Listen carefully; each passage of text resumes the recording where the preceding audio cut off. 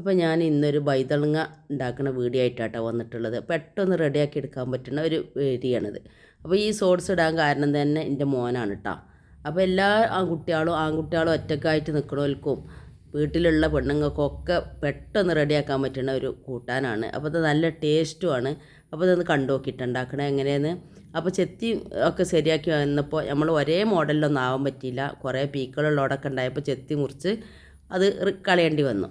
അപ്പോൾ അങ്ങനെ ആയപ്പോൾ മോഡലൊക്കെ ഒന്ന് മാറി കിട്ടിയിരിക്കണമെങ്കിലും നമ്മൾ സാധനം ഉസാറായിട്ടുണ്ട്.